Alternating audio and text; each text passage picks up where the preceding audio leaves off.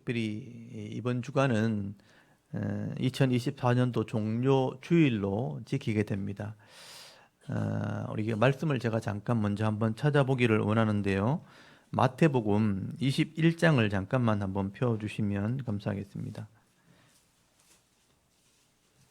마태복음 21장 1절에서 5절까지 말씀 같이 한번 합독을 하도록 하겠습니다. 마태복음 21장 1절에서 5절까지만 한번 같이 읽습니다. 시작. 그들이 예루살렘에 가까이 가서 감람산 벳바게에 이르렀을 때 예수께서 두 제자를 보내시며 이르시되 너희는 맞은편 마을로 가라. 그리하면 곧 매인 나귀와 나귀 새끼가 함께 있는 것을 보리니 풀어 내게로 끌고 오라. 만일 누가 무슨 말을 하거든 주가 쓰시겠다 하라. 그리하면 즉시 보내리라 하시니 이는 선지자를 통하여 하신 말씀을 이루려 하심이라. 일러서되 시온 딸에게 이르기를 네 왕이 네게 임하나니 그는 겸손하여 나귀 곧 멍에에 매는 짐승의 새끼를 탔도다 하라 하였느니라. 아멘. 이 말씀이 마태가 기록을 했지만 종료 주일에 해당되는 그런 말씀입니다. 다른 복음서에도 많이 기록되어 있지만 마태는 특별히 구약의 선지자의 예언이 이루어지는 사건이었다라고 기록을 하게 됩니다. 역사적으로는 AD 30년경에 예수님께서 실제로 3년 동안 사역을 다 마치시고 이 감람산을 넘어서 예루살렘 성으로 나귀를 타고, 특별히 나귀 새끼를 타고 성으로 입성을 하시게 됩니다. 당시에 이스라엘 백성들이 예수님을 그 당시에 지도자로 받아들이게 되었고, 승리를 상징하는 이 종려나무 가지를 흔들고 고대 시대 왕을 영접하듯이 겉옷을 펴서 땅에 펴고 깔면서 예수님을 찬송을 하며 영접을 하게 되는 것입니다. 이것이 바로 종료 주일의 기원이 되었는데요. 제가 생각할 때 이 종료 주일에 가장 큰 의미가 있다면 사실 이 종료 주일은 죄인들을 구원하시기 위한 하나님의 구원 계획의 핵심이 되는 예수 그리스도의 십자가를 증거하는 사건입니다. 십자가를 증거하는 중요한 시기를 결정하는 사건이 되는 것인데요. 그래서 예수님께서 마지막 십자가 사역을 앞두고 보란듯이 사람들에게 등장하시게 되는 겁니다. 퍼포먼스를 한 거죠. 이렇게 사람들에게 알리는 그런 식을 하시게 된 겁니다. 그래서 일부러 나귀 새끼를 타고 예루살렘 성으로 입성을 하게 되는데, 왜 예수님이 굳이 나귀 새끼를 타는 이 초라한 모습으로 이 예루살렘 성에 입성하셨나 하면, 예수님의 이 십자가의 사건과 또 예수님의 이 예루살렘 입성 자체가 이미 구약에 예언이 되어 있기 때문입니다. 이것을 확인하게 하기 위해서, 확인할 수 있는 사건이기 때문에 예수님께서 일부러 그렇게 하신 것입니다. 그래서 우리가 구약의 예언을 살펴보게 되어지면 이것이 그냥 우연히 일어난 사건이 아니라는 것을 알게 되는 것입니다. 예수님께서 오시기 전에 500년 전입니다. 500년 전에 스가랴 선지자가 이 예언을 기록을 하게 되는데요. 여러분, 스가랴서 1장 1절에 보면 이 스가랴가 말씀을 외칠 때가, 그러니까 페르시아가 그 땅을 다스릴 때 다리오 왕 제2년이라고 기록이 되어 있습니다. 이건 역사에 기록된 거거든요. 여러분, 스가랴서라는 성경을 사람들이 잘 보지 않지만 여러분, 스가랴서를 한번 찾아보십시오. 찾기도 쉽지 않습니다. 한번 찾아보십시오. 스가랴서 1장 1절.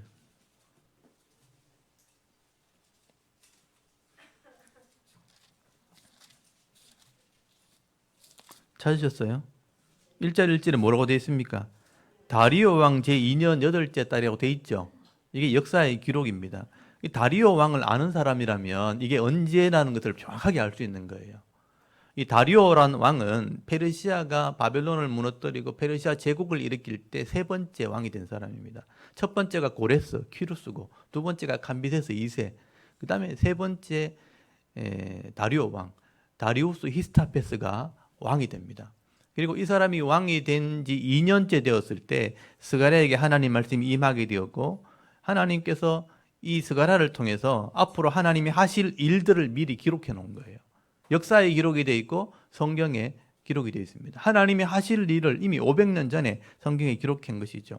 그리고 500년 뒤에 AD 30년경이 되었을 때 하나님께서 계획하신 일들이 지금 이루어졌다는 것을 보여주기 위해서 이스라엘의 지도자의 모습으로 제자들과 함께 예루살렘으로 지금 입성을 하시게 되는 것입니다. 그래서 이 스가랴의 예언대로 나귀 새끼를 타고 예루살렘 성으로 입성하게 되는데, 이게 하나님의 계획이 이루어졌다는 것을 증거하는 거예요. 그리고 이 뒤에 십자가 사건이 일어나게 되는 것입니다. 당시 이스라엘 백성들은요, 이런 사실을 전혀 몰랐습니다. 그래서 당시에 이 이스라엘 백성들은 단순히 예수님께서 우리의 지도자가 되면 로마의 압제에서 우리를 구원할 수 있겠구나, 능력이 있으니까, 기적을 행할 수 있으니까, 많은 사람들에게 양식을 줄 수 있으니까 우리의 지도자가 될 수 있겠구나, 정치적인 메시아라 그래요.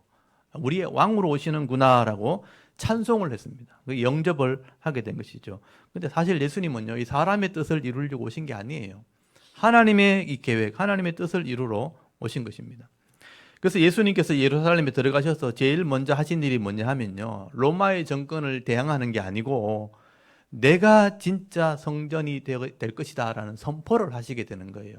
그래서 제가 이미지로 좀 준비를 했습니다. 예수님께서 예루살렘에 입성하실 때 이렇게 환영을 받고 들어갔지만, 실제로 예수님이 들어가서 하신 일이 뭐냐, 제일 주일날 들어가셨는데 제일 먼저 한 게 성전을 정결케 하는 사건입니다. 성전이 잘못됐다는 거예요. 이 성전은 이미 속죄의 기능이 없다. 구약에서부터 하나님이 메시아, 여호와 하나님과 계약했던 이 속죄를 이루는 성전이었는데, 이 성전이 그 기능을 잃어버리게 되었다. 성전이 이미 변질되었다. 성전은 타락하게 되었다. 속죄의 기능이 없어졌다는 얘기를 하게 되는 거예요. 그래서 예수님께서 성전에 들어가셔서 장사하는 사람들, 그러니까 재물을 파는 사람들이죠. 이익을 남기기 위해서 돈 바꾸는 사람들, 성전에 헌금을 하기 위해서 돈을 받고 이익을 남기고 그걸 세를 받는 사람이 제사장이었습니다. 종교 지도자들이었습니다. 이미 성전은 장사하는 곳이 되었고 이 권력을 탐하는 곳이 되었다. 하나님께서 이 성전을 허락하셔서 속죄하게 하시고 만민이 기도하는 집으로 세우셨는데 너희들은 강도의 소굴을 만들었다는 게 뭐냐면요, 성전의 기능이 없어졌다. 진짜 성전은 내가 될 것이다 라고 선포하시는 거예요. 그래서 내가 진짜 속죄, 죄를 해결하는 문제를 해결할 것이고 또 십자가를 통해서 하나님의 뜻을 이루게 될 것이라는 것을 선포하시게 되는 거죠.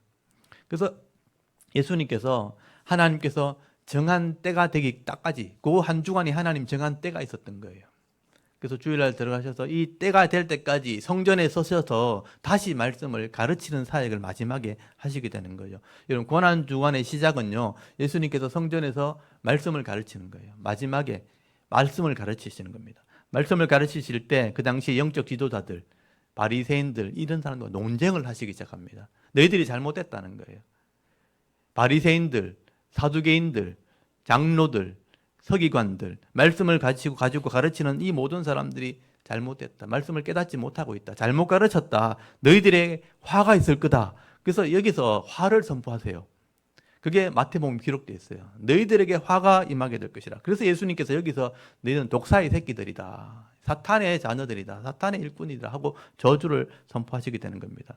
그리고 도리어 이 두 렙돈을 헌금하는 과부를 칭찬하시죠. 이 사람은 자기 전 인생을 헌신한 사람이라. 그래서 여기서 말씀을 전하시면서 이 바리새인과 논쟁을 하시고 도리어 성전에서 헌금하는 이 과부의 두 렙돈을 칭찬하시죠. 이 사람은 자기의 인생을 헌신한 사람이라, 제대로 헌신되니라.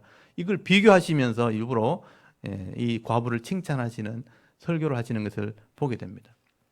그리고 성전에 서셔서 종말의 사건을 예언하시게 됩니다. 이제 십자가 이후에는 종말이 오게 될 것이고 마지막에 이런 일이 있게 될 거예요. 그래서 마태의 계시록이 나오고 누가의 계시록이 나오고 마가의 계시록이 나옵니다.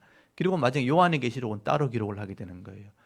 이때 예수님께서 종말을 비유하시면서 세 가지 비유를 하시죠. 마태복음 25장에 보면 열처녀 비유, 달란트 비유, 양과 염소 비유 들어보셨죠? 이렇게 종말이 임하게 될 것을 마지막으로 비유를 하시게 되는 거죠. 이 마지막 때가 되면 하나님 나라가 완전히 이렇게 이루어지게 될 것을 선포하시게 되는 것입니다. 그리고 하나님께서 계획하신 때가 되었을 때 이제 6월절 만찬을 준비하시게 되는 겁니다. 이게 하나님의 때에 사역하시는 거죠. 그래서 십자가 사역을 위해서 그 때를 이제 행하시게 되는데, 이때 예수님의 십자가의 사역에 대제사장의 사역을 위해서 마리아가 기름 붓는 사건이 벌어집니다. 그리고 제자들이 발을 씻기는, 회개를 상징하는 제자들의 발을 씻기는 세족식을 예수님이 행하시게 됩니다. 그리고 마지막으로 이 핵심이 되는 죗값을 지불하는 이 법적인 절차, 이 계약을 하시게 되는데요. 이 계약을 하시기 위해서 마가의 다락방에 가서 성찬 예식을 행하시게 되는 거예요. 이 성찬 예식이 계약식입니다. 하나님께서 이 자기 백성에게 법적인 절차를 이루는 거죠. 죗값을 지불하는 언약식을 하시겠다는 겁니다. 그래서 예레미야 31장 31절에 보면 이게 예언되어 있어요.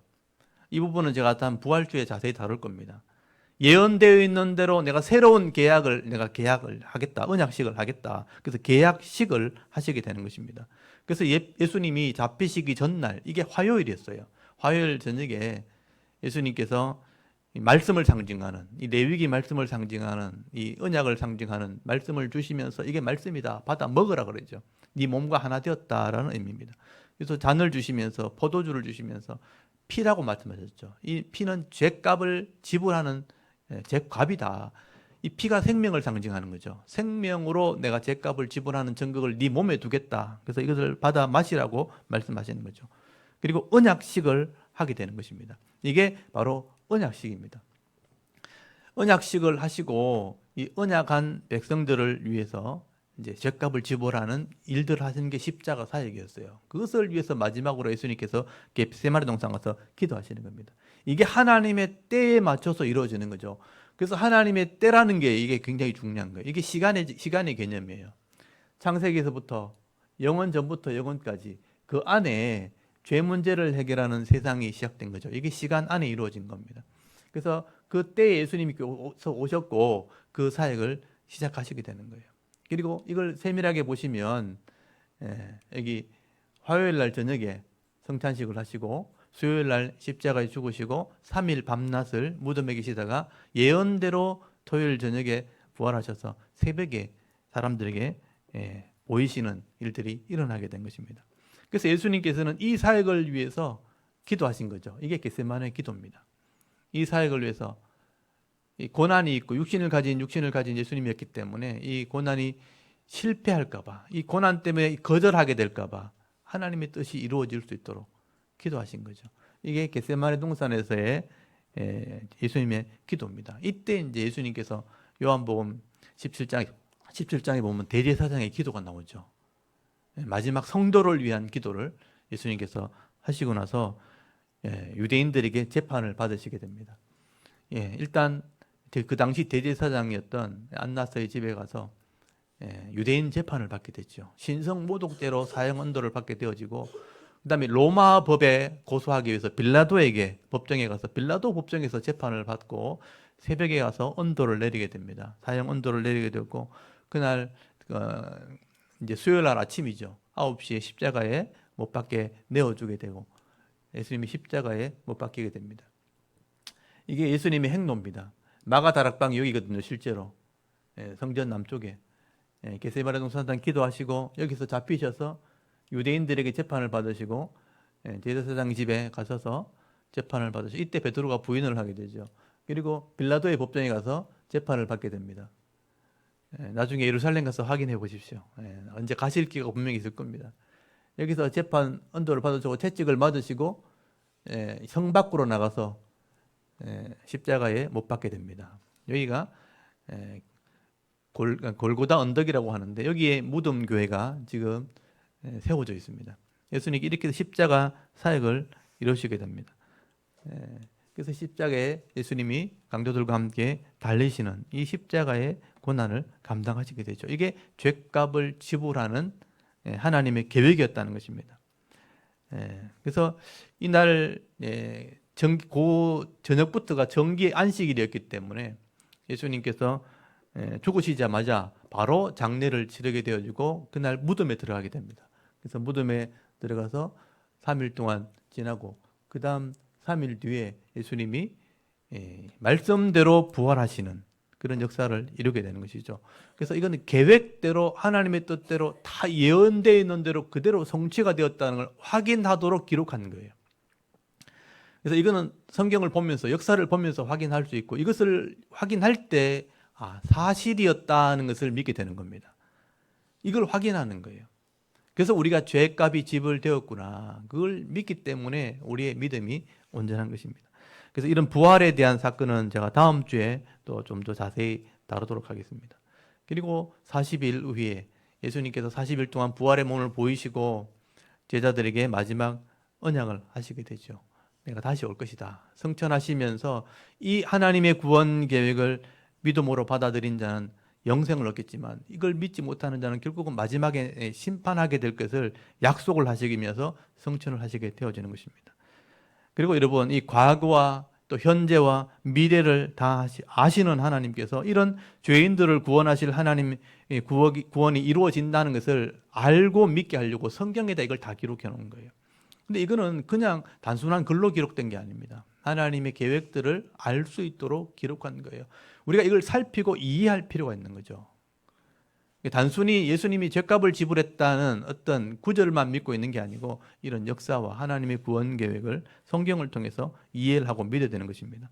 그래서 우리가 이런 절기를 지키는 거예요. 이 절기를 지키는 것은 우리가 이런 하나님의 구원 계획을 이해했다, 믿음으로 받아들였다는 겁니다. 그래서 오늘 역사 속에서 이 십자가의 사역과 이 부활을 기념하면서 종료주일과 이 부활주일을 지키는 것은 우리가 이 사실을 인지하고 있다는 거예요. 믿고 있다는 겁니다. 믿음에 대한 확인이기 때문에 우리가 절기를 지키는 것입니다. 똑같은 예배를 드리지만 이거는 절기 예배로 하나님께 드리는 것은 다시 한번 기억한다는 의미가 있는 것입니다.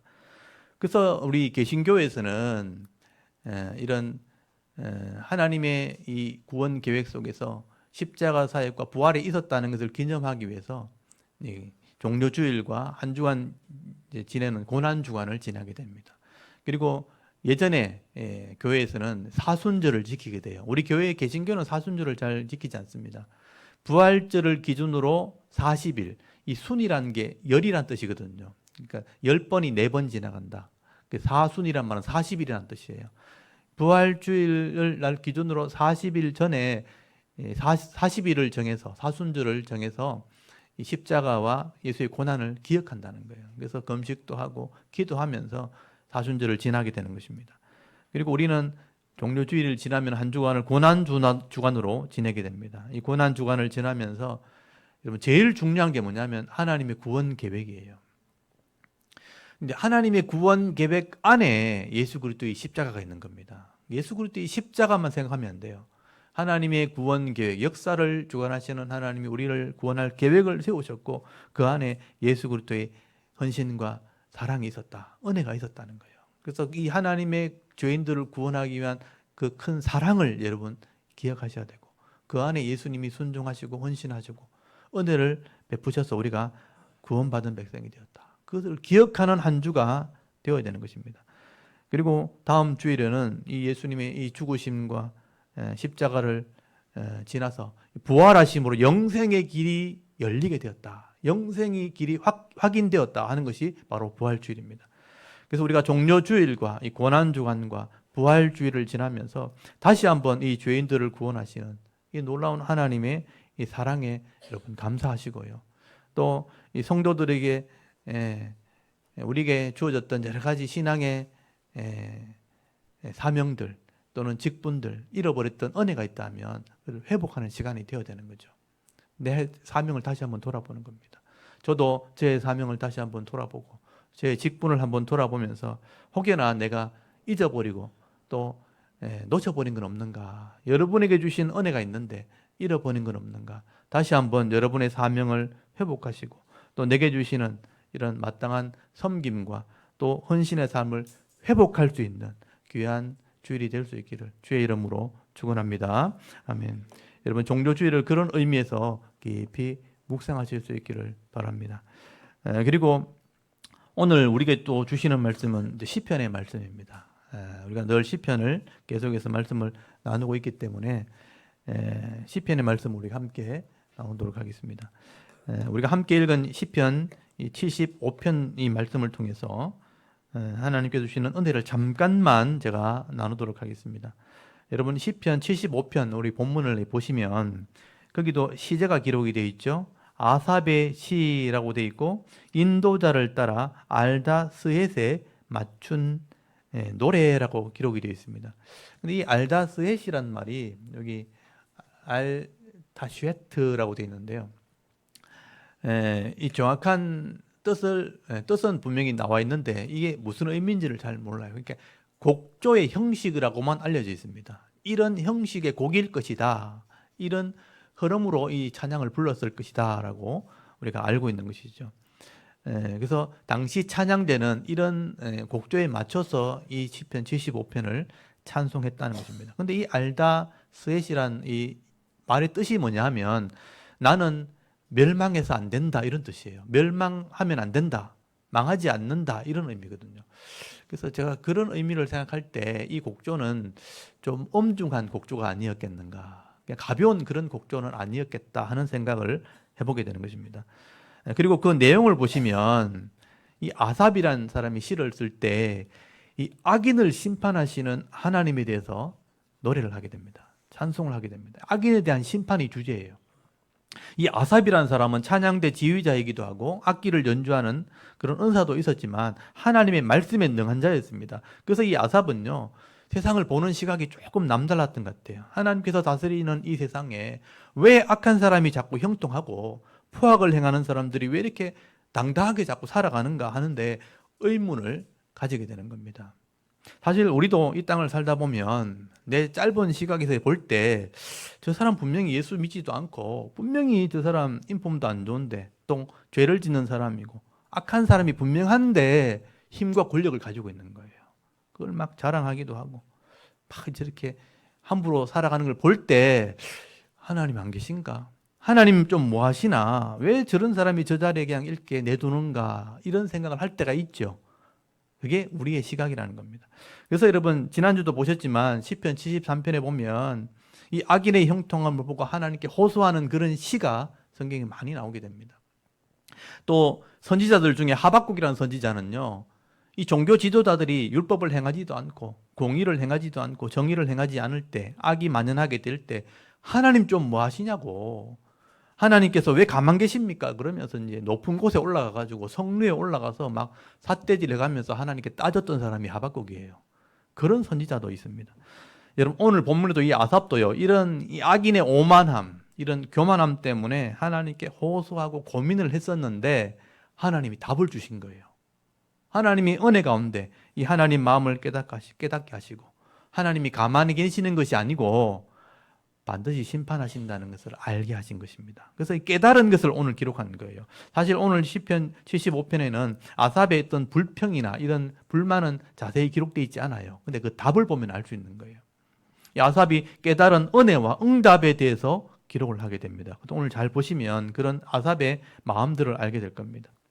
그래서 오늘 이 아삽은요, 의인의 기도를 들으시고 또 악인들을 심판하시는 그 하나님을 알게 되었고 그 하나님을 찬송하는 노래가 기록된 겁니다. 여러분 먼저 1절 한번 보십시오. 아삽이 먼저 하나님께 감사를 하고 시작해요. 왜냐하면 깨달았다는 거예요.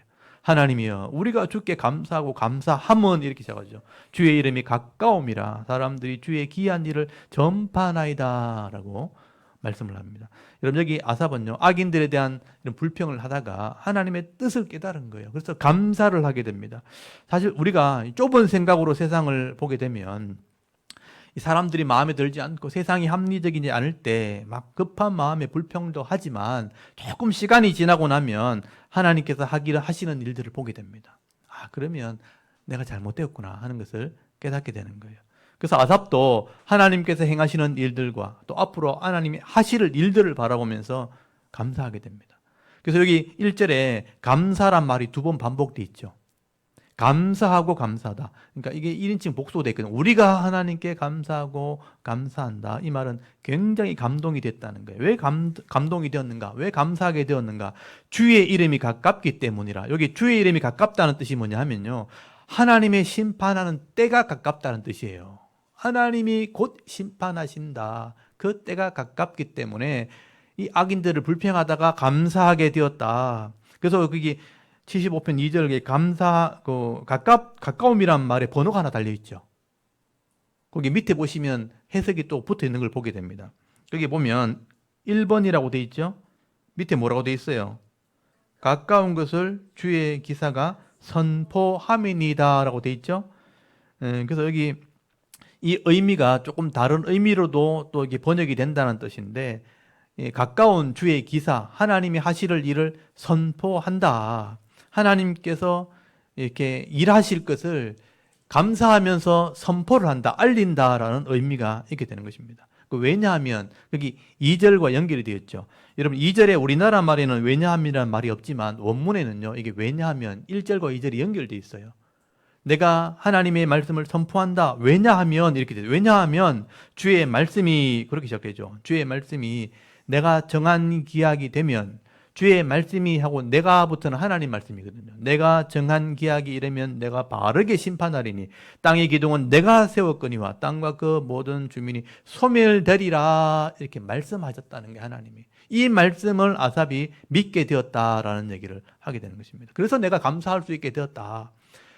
여러분, 이 아삽이 감사하는 이유가 하나님께서 분명히 말씀하시기를 내가 정한 때가 있다. 때를 하나님께 말씀하셨다. 정한 때, 하나님 계획이 있다는 뜻이에요.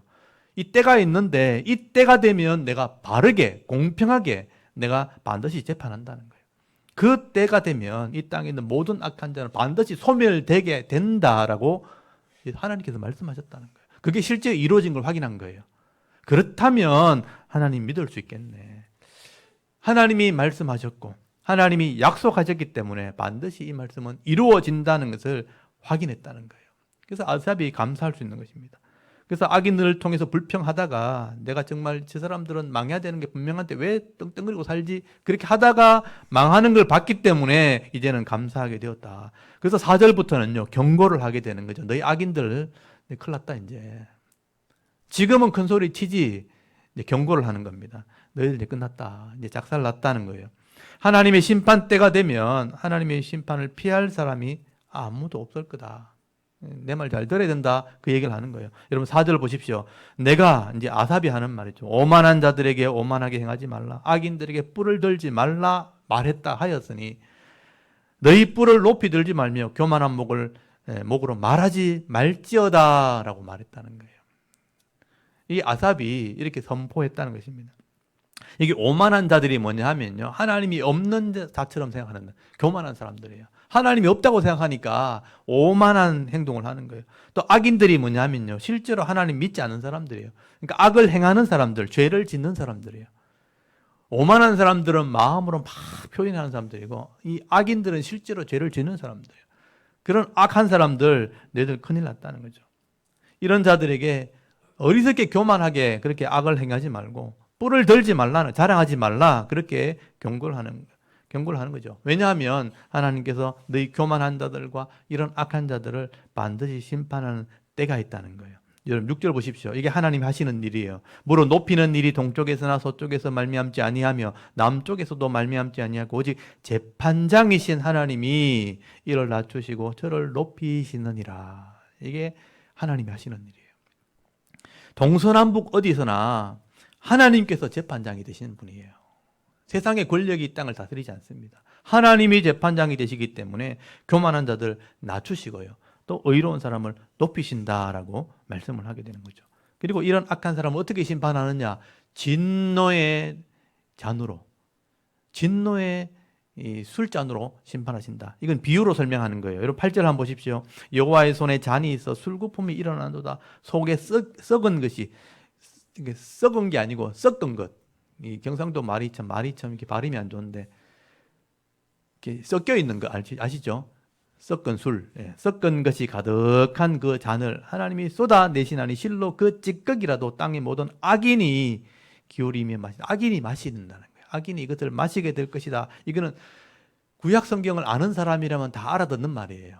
이게 비유로 말씀하는 겁니다. 악인의 심판하는 것을 술잔을 먹게 하는 것으로 비유로 설명하는 것입니다. 썩은 술이 가득하다. 독한 술을 얘기하는 거예요. 폭탄주를 얘기하는 겁니다. 폭탄주를 먹으면 이게 쉽게 취해서 뻗어버리는 것처럼 하나님이 독한 술을 찌꺼기까지 다 마시게 하셔서 이 악인을 심판하신다는 이야기를 하게 되는 거예요. 그래서 여러분 선지서를 이렇게 읽어보시면요, 하나님이 진노의 잔을 부으신다, 또 진노의 잔을 마시게 한다, 이런 표현이 나와요. 그러면 그 역사 가운데 실제로 그 나라들이 망하는 거예요. 그래서 심판받는 모습을 이렇게 악인이 술을 마시는 모습으로 섞은 술, 독한 술을 마시게 해서 그를 완전히 난장판 되게 하는 그런 모습으로 설명을 하게 되는 거예요. 독한 술을 먹으면 정신이 나가버리죠. 술이 난장판이 되는 것처럼 이 땅이 난장판이 된다. 악인이 이런 심판을 받게 될 것을 말씀하게 되는 거예요. 여러분, 우리 악인들이 그냥 멀쩡한 것처럼 보이지만 시간이 지나고 나면 사라지고 없다는 거예요. 여러분, 우리가 태양을 보면요, 쳐다보고 있으면 가만히 있는 것 같아요. 근데 시간이 이래 지나고 나면요, 동에서부터 서쪽까지 움직이는 거예요. 하나님이 그 일을 하시는 거예요. 그냥 가만히 있는 것처럼 보이지만 시간이 지나고 나면 하나님이 일하고 계신다는 것을 우리가 알게 되는 것입니다. 우리가 잠깐 내 인생, 지금 순간을 보면 이 악인들이 막 큰 소리 치고 악을 행하는데도 뭐 떵떵거리면서 하는 것처럼 하나님 그냥 내버려 주시는 것처럼 보인다는 거죠. 세상이 워낙 넓으니까 그런 사람이 멀쩡한 것처럼 뉴스에 보이는 그 순간밖에 없는 거예요. 그렇게 멀쩡한 것처럼 보이지만 이 악인들이요, 그것을 자랑하고 큰 소리 치지만 하나님의 정한 때가 딱 되었을 때 이 악인을 하나님 바로 심판해 버리신다. 예. 하나님이 반드시 가려내시고 그들의 악을 심판하시게 될 때 그들은 박살나게 되는 일이 벌어지게 되는 것입니다. 그래서 여러분, 아삽은 이런 하나님의 공의로운 재판, 심판, 하나님이 이 땅을 다스리시는 것을 알게 되었을 때 그 하나님을 찬송하실 수밖에 없는 겁니다. 여러분, 9절부터 10절까지가 마지막에 이 아삽의 찬양입니다. 나는 야곱의 하나님이라고 표현되어 있죠. 하나님을 영원히 선포하고 찬양하며 또 악인들의 뿔을 다 베고 의인의 뿔은 높이 들리로다라고, 이건 시적인 표현이고 노래입니다. 이 아삽은 이 공의로 이 땅을 다스리시는 그 하나님을 말씀을 통해서 깨닫게 된 거예요.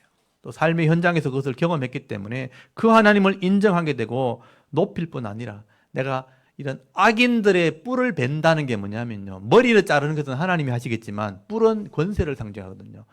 악인의 뿔을 베버리고 의인의 뿔을 내가 든다는 것은 내가 절대 악인의 편에 서지 않겠다는 뜻이에요.